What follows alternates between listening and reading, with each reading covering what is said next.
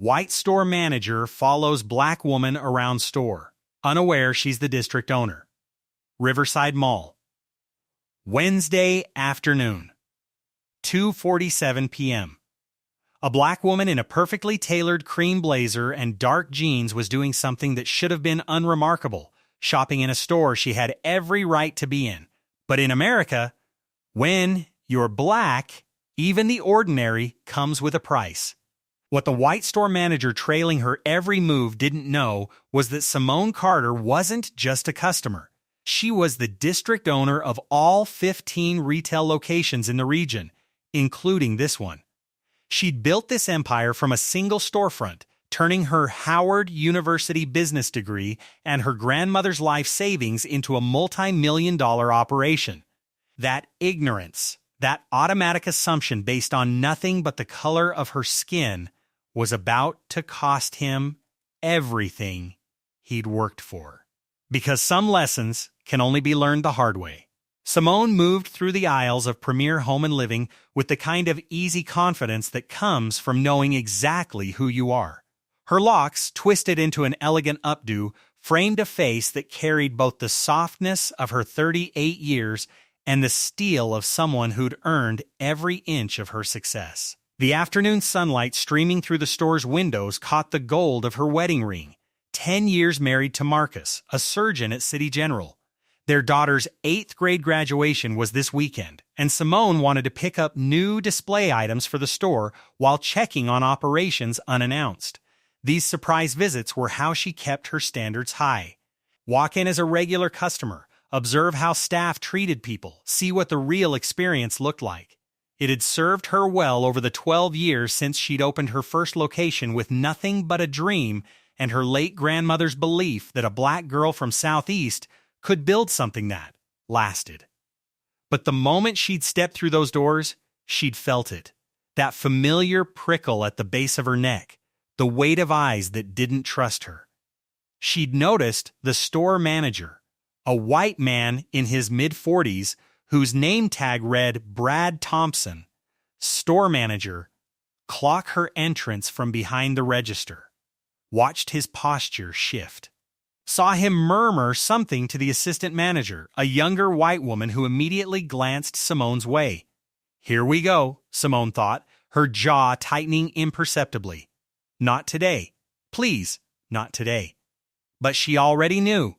You don't live 38 years as a black woman in America without developing a sixth sense for these moments. The way Brad had started drifting closer as she browsed the kitchen section.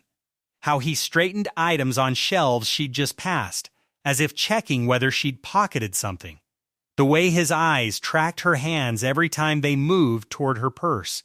Simone had been shopping for maybe 7 minutes, examining a set of copper serving bowls, checking price tags on decorative throws, when Brad positioned himself at the end of the aisle she was in.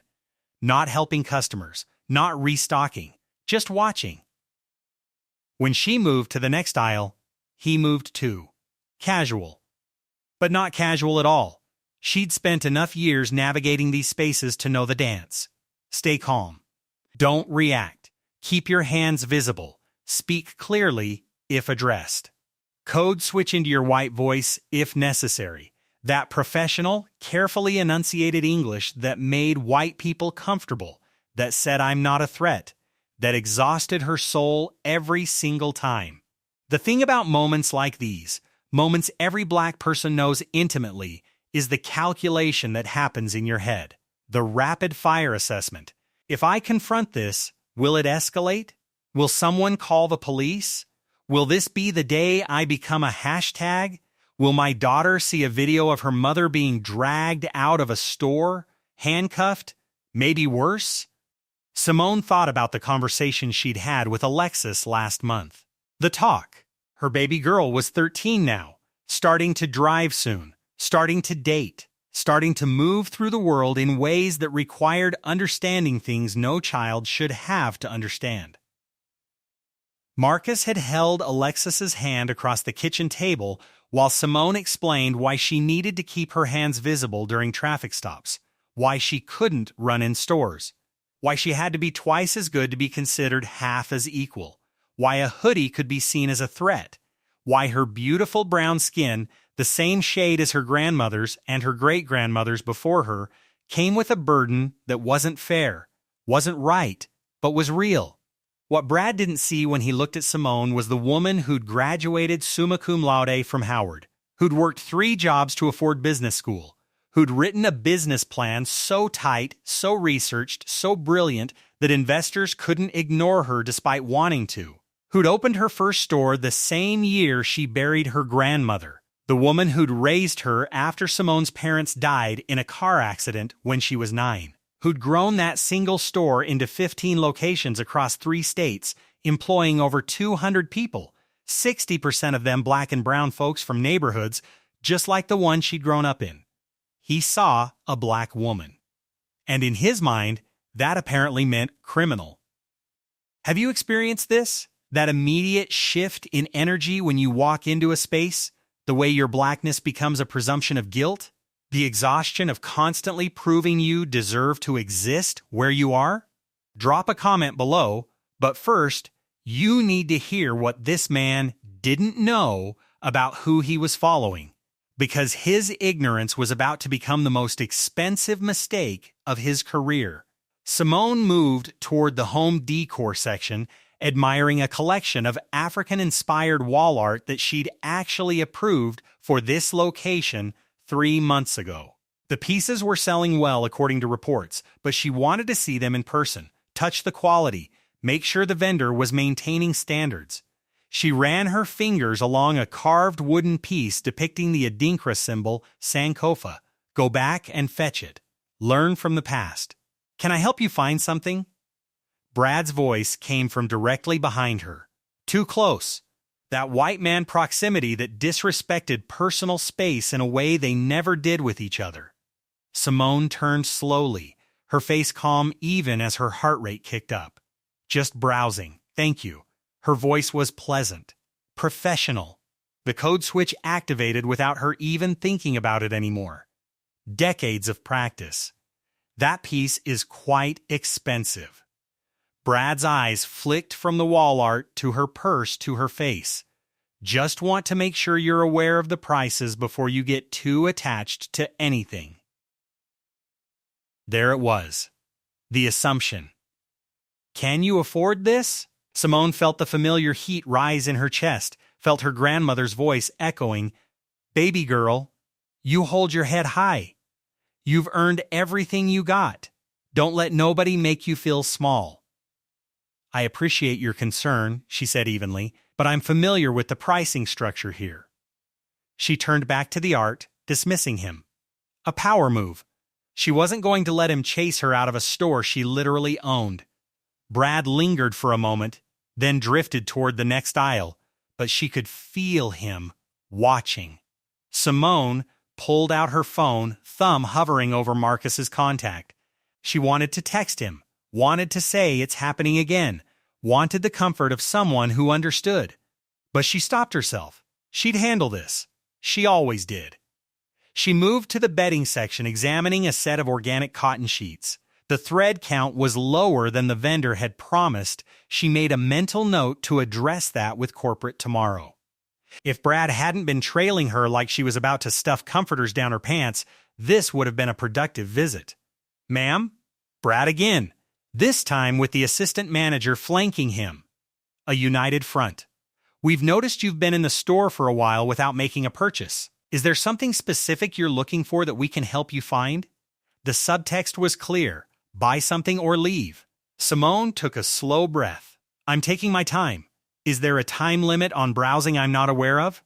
"No, of course not," the assistant manager, her name tag read Jennifer, said quickly, but her eyes betrayed her discomfort. "We just want to make sure you're being helped." Helped. Right.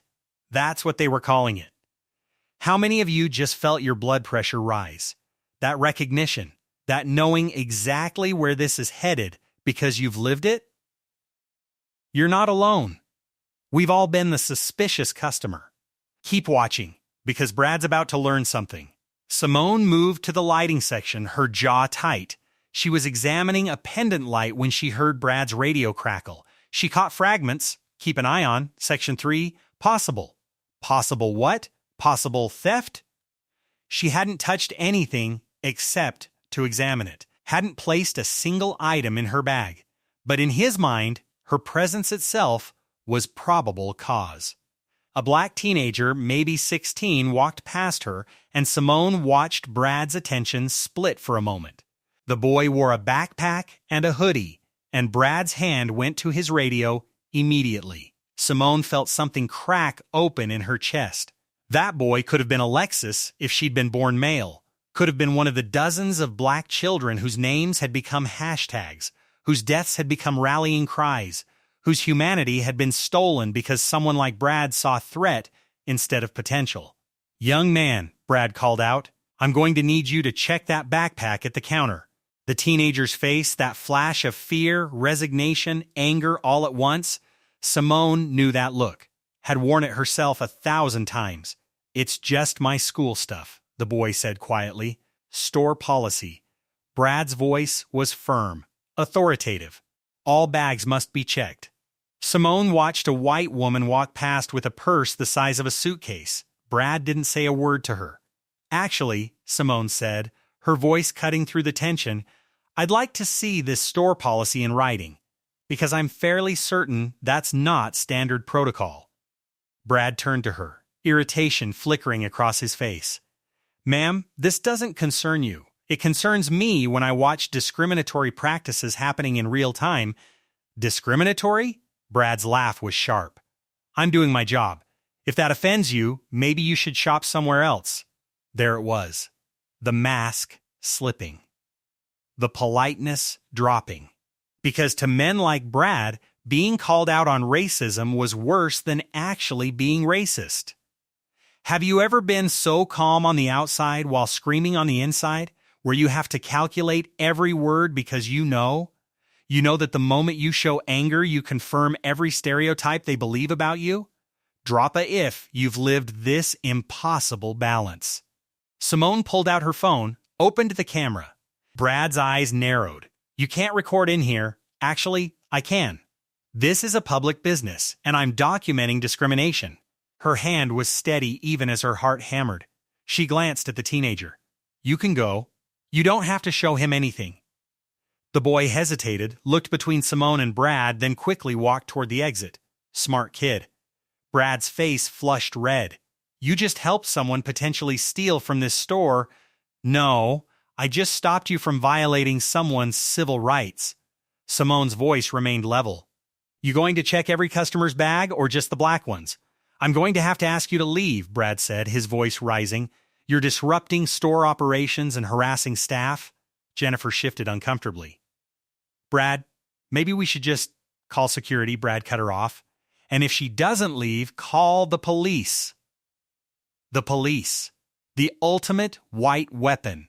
The threat that carried weight because Simone knew, every black person knew, how quickly these situations could turn deadly. She thought about Breonna Taylor, a Tatiana Jefferson, Sandra Bland, black women who'd done nothing wrong and ended up dead.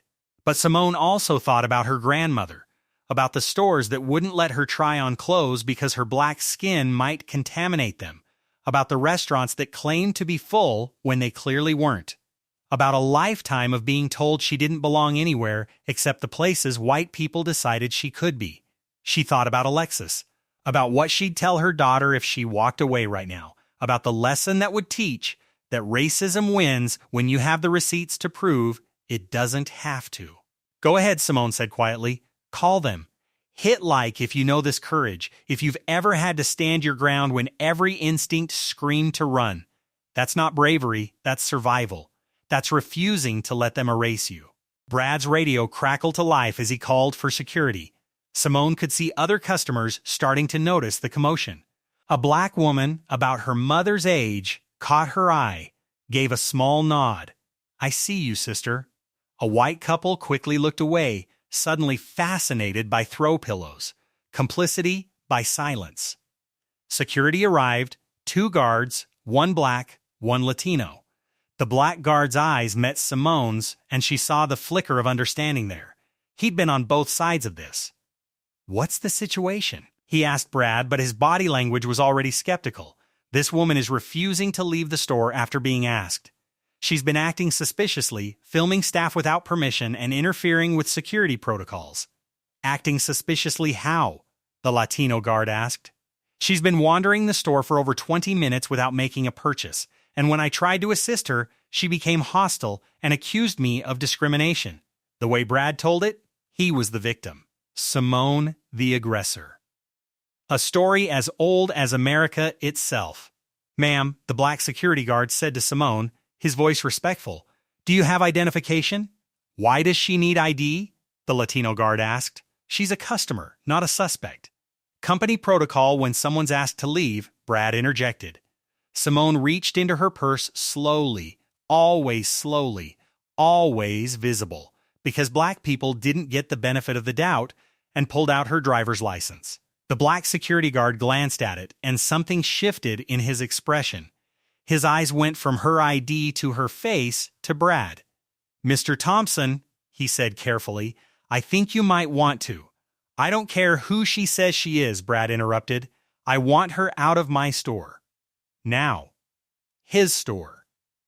Simone felt a smile tug at the corner of her mouth despite everything. His store.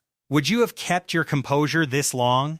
When every ounce of your being wants to scream, to make them feel a fraction of the humiliation they're putting you through? Comment below, because what happens next is what accountability looks like. The security guards exchanged a look. The black guard shook his head slightly, stepped back. Professional distance. He knew what was coming.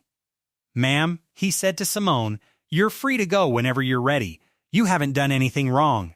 "She interfered with," Brad started. "She's a customer who witnessed you potentially violating civil rights." The black guard cut him off, his voice flat. "That's not a crime. That's being a decent human being." Brad's face went from red to purple. "I'm your supervisor's supervisor. You want to keep your job? You'll do what I say." The guard's jaw tightened, but he said nothing. Simone saw it, the same calculation she'd been making. The same exhausting mental math every black person in America knew by heart. Risk your livelihood or swallow your dignity? "Call the police then," Brad said, pulling out his cell phone. "If you two won't do your jobs, I'll get people who will." And that's when Simone decided she was done being polite, done code switching, done protecting white feelings at the expense of her own peace, done playing a game she'd never consented to but had been forced to play since birth.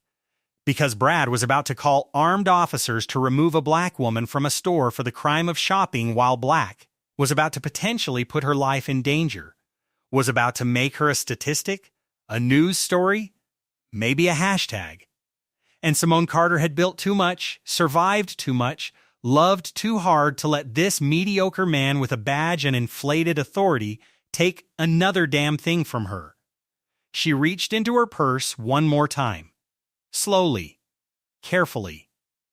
Under Brad's watchful, suspicious gaze. Comment what you think she's about to pull out. What do you think happens when Brad finds out the truth? Because this reveal, it's everything. Simone's fingers closed around the leather wallet she kept in her purse. Not her regular wallet, the one with her personal credit cards and Alexis's school photos. The other one. The one she carried for moments exactly like this, though she'd prayed she'd never need to use it in one of her own stores. She pulled it out slowly, deliberately, and flipped it open. Her business credentials. The badge she'd been issued as district owner. The corporate ID with her photo and title. The letter from corporate headquarters on official letterhead confirming her position and authority. "My name is Dr. Simone Michelle Carter," she said, her voice clear and carrying through the store. Other customers were definitely watching now. Phones were up. This was being recorded. And good. Let it be. "I have a doctorate in business administration from Howard University. I'm the district owner of all 15 premier home and living locations in this region, including this one. I've held this position for 4 years. And I've built this company from a single storefront with my late grandmother's life savings into a multi-million-dollar operation. She held the badge up so Brad could see it clearly. Watched his face as the information processed. Watched the color drain. Watched confidence crumble into confusion. Confusion into realization. Realization into the kind of terror that comes when you understand you've just destroyed your own life. Everything you just did, Simone continued, her voice steady despite the adrenaline coursing through her veins. Every assumption you made, every time you followed me, every microaggression, every moment you treated me like a criminal in my own store, it's been witnessed, recorded, and it's about to cost you everything. The silence that followed was deafening. The black security guard closed his eyes briefly, a mixture of vindication and secondhand embarrassment crossing his face. The Latino guard looked like he wanted to disappear. Jennifer, the assistant manager, had gone pale. And Brad? Brad looked like a man watching his entire world collapse in real time. I was just doing my job, he stammered. Your job is to follow black customers around like criminals? Your job is to demand a teenager show you his backpack while white women walk past with purses twice the size? Your job is to threaten to call the police on your district owner? Simone's voice remained calm, but there was steel underneath. Please, explain your job to me. I'm very interested. Have you ever seen a racist face consequences in real time? How did it feel? This is what accountability looks like when we have the receipts, the platform, and the power to make it stick. If you're feeling that satisfaction right now, hit that like button. This is the moment we fight for. Brad's mouth opened and closed. No words came out. Because what could he say? What excuse could possibly cover what he'd done? Dr. Carter, Jennifer said quietly, her voice shaking. I am so sorry. I should have. I knew this wasn't right. But You stayed silent, Simone said, turning to her. You watched discrimination happen and did nothing. That makes you complicit. That makes you part of the problem. Jennifer's eyes filled with tears, but Simone felt no satisfaction in it. White women's tears had been used as weapons against black people for centuries. She wasn't interested in Jennifer's guilt. She was interested in change. A small crowd had gathered now, customers, other store employees. Simone saw their faces. Shock, shame, satisfaction, discomfort. The full range of human response to watching racism get called out. The black woman who'd nodded at her earlier approached slowly. Baby girl, she said softly, you handled that with more grace than he deserved. Your grandmother would be proud. The words hit Simone harder than anything else had. She felt tears prick her eyes but blinked them back. Not yet. Not until this was finished. She turned back to Brad. I'm going to explain what happens next, so listen carefully. Effective immediately, you're suspended without pay pending a full investigation. You will be contacted by Human Resources and our legal team. Every interaction you've had with customers will be reviewed, and I have a feeling this isn't the first time you've done this, just the first time you got caught. You can't. I have rights, Brad started. You have the right to collect your personal belongings under supervision and exit the property, Simone cut him off. What you don't have is the right to discriminate against customers based on race. What you don't have is the right to create a hostile environment for the people who keep this business running. What you don't have, Brad, is a job here anymore. She turned to the security guards. Please escort Mr. Thompson to collect his things and ensure he leaves the property. Jennifer, you'll be meeting with me and HR tomorrow morning at 9. I suggest you spend tonight thinking very carefully about your role in what happened here. The black security guard stepped forward, his face professionally neutral but his eyes showing something like respect. Yes, ma'am. Mr. Thompson, if you'll come with me. Brad looked around wildly, as if searching for support, for someone to tell him this wasn't happening. But the other employees had stepped back. The customers watched in silence. Even Jennifer wouldn't meet his eyes. This is reverse racism, Brad said desperately. I was just doing my job, and because I'm white. Because you're racist, Simone corrected. There's no such thing as reverse racism. There's just racism.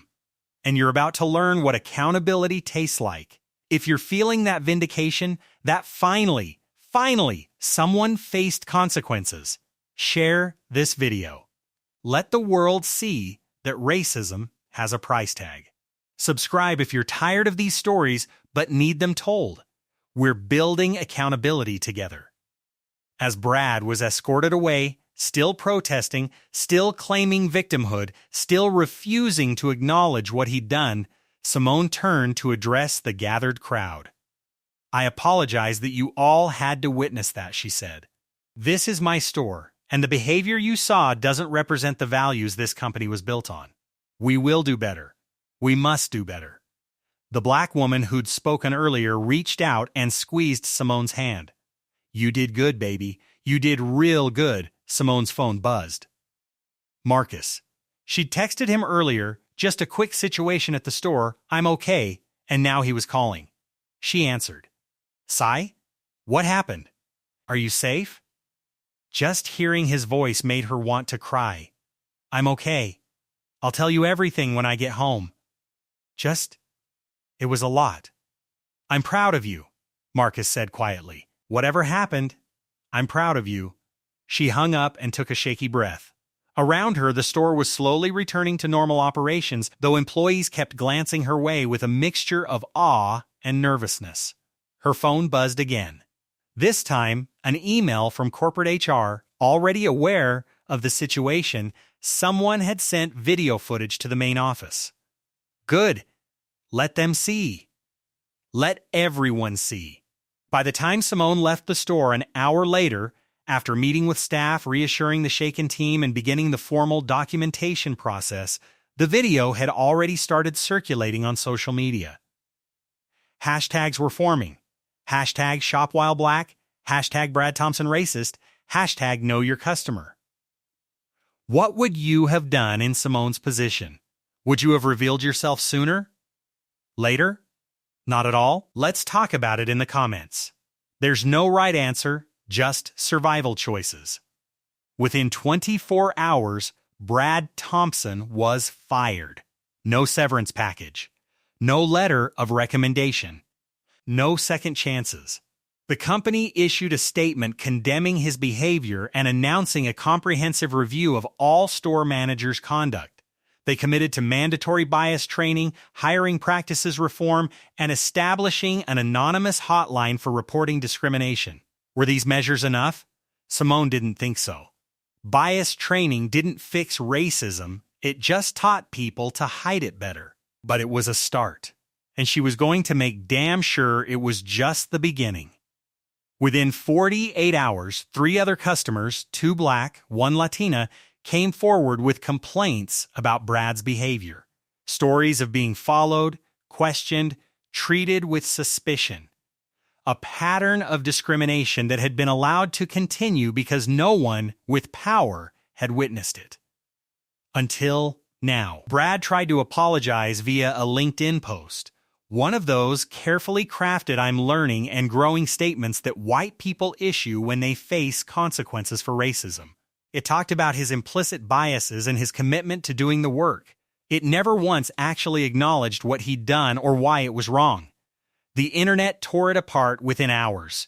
Premier Home and Living faced a lawsuit, not from Simone, but from one of the other customers who'd been discriminated against. The company settled for an undisclosed sum, reportedly in the high 6 figures. They used the incident to overhaul their policies company-wide, implementing new training, hiring a chief diversity officer, and establishing a victims fund for anyone who'd experienced discrimination at their stores. Jennifer, the assistant manager, kept her job. But Simone made sure she understood that silence wasn't neutrality, it was complicity. Jennifer was enrolled in intensive training and paired with a mentor from the company's Black Leadership Initiative. Time would tell if she truly learned or just learned to perform progressiveness better. The teenage boy Simone had defended reached out through Instagram. His mother wanted to thank her. They met for coffee, and Simone learned his name was Jamal. He was a straight-A student, first in his family heading to college, dreams of becoming an engineer. He'd been shopping for a gift for his grandmother's birthday when Brad targeted him. Simone set up a scholarship in her grandmother's name. Jamal was the first recipient. These stories matter because they're real. They happen every single day to Black people just trying to exist. Like this video if you believe these stories need to be told. Share it if you think more people need to understand what living while Black really means. Subscribe, because this community refuses to let racism go unchecked. As for Brad Thompson, he struggled to find work. In the age of social media, his face and name were permanently linked to that video. Racist store manager became his identity. He claimed he was being canceled, that he'd made one mistake, that his life was being ruined over political correctness gone mad. He never acknowledged that his one mistake was representative of systemic racism, that his behavior had been harming people long before he got caught, that Black people don't get the luxury of one mistake. They get fired, arrested, or killed for things they didn't even do. His story became a case study in diversity trainings across corporate America, not redemption, warning. Meanwhile, Simone continued building her empire. She expanded to 20 locations within 2 years. She made sure to hire diverse management teams, to create pathways for advancement for Black and brown employees, to foster environments where discrimination had no place to hide. She spoke at Howard's graduation the following year, told her story, not just the store incident, but her whole journey. From a little girl who'd lost her parents, to a young woman fighting for respect in predominantly white business schools, to an entrepreneur building something that mattered, to a woman who'd stood her ground when standing ground could have cost her everything. She told those graduates, "You don't have to be perfect to deserve respect. You don't have to be exceptional to deserve dignity. You deserve both simply because you exist. And when the world tries to make you small, when racism tries to convince you that you don't belong in spaces you've earned, you stand tall. You remember who you are and whose you are. You remember the ancestors who survived worse so you could be here. And you refuse to shrink. The standing ovation lasted 5 minutes. At home, Alexis watched her mother's speech on YouTube and cried. "Mom, you're a superhero," she said. Simone pulled her daughter close. "No, baby. I'm just a Black woman who got tired of staying quiet. That's not exceptional.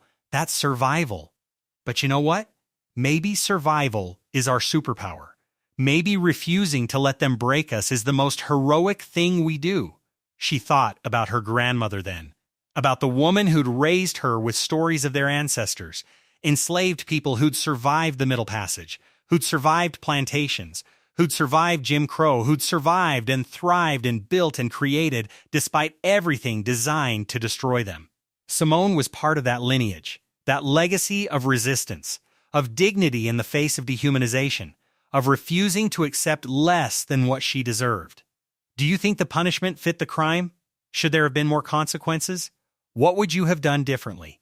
Talk to me in the comments, respectfully, but honestly. These conversations matter.